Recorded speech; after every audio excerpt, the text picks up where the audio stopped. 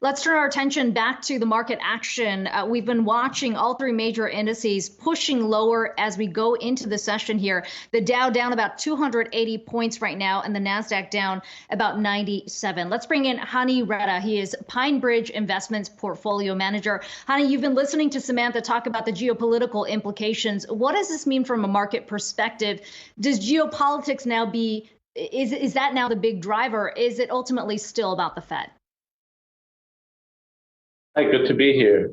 So look, we're in a maelstrom of factors that are pretty challenging for markets. On the one hand, we have this geopolitical risk. Right now, I think we're in this gray zone.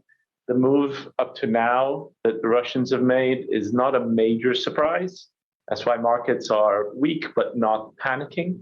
It's really only if it goes further that much more downside could be in the cards. But at the same time, we have a backdrop that is very challenging that I would describe as anti-Goldilocks. We had an environment last year where real yields were declining and growth was accelerating.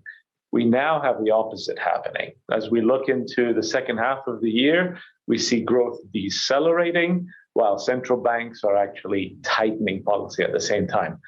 Put those three things together, geopolitics and tightening policy with slowing growth, and it's going to be a pretty challenging environment for markets.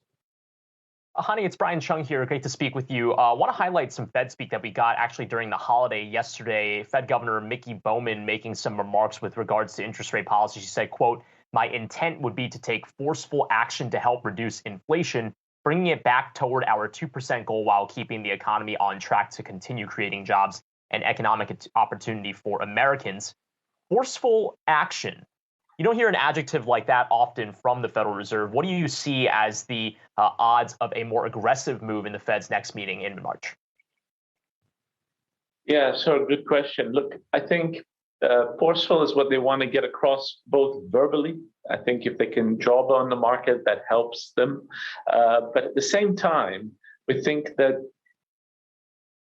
investors should not focus exclusively on hikes. Our focus is actually much more on what they do with the balance sheet.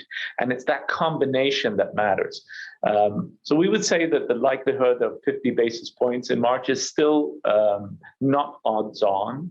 And we look much more to the combination that you'll get from steady hikes, perhaps at every meeting initially, along with clarity on the balance sheet that remains the elephant in the room for markets.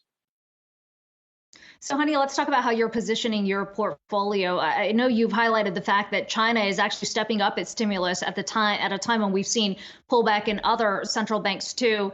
What does that suggest in terms of the opportunities that you see in emerging markets, specifically in China? And are you increasing your exposure in that direction?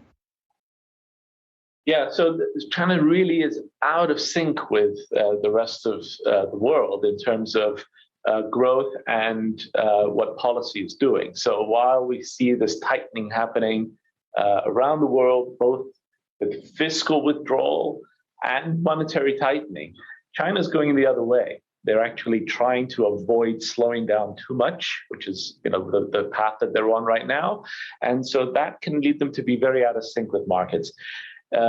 One area we find interesting, if you have the capability to be very, very selective with credit skills, you can actually start to look at the property sector bonds as this stimulus is ramped up.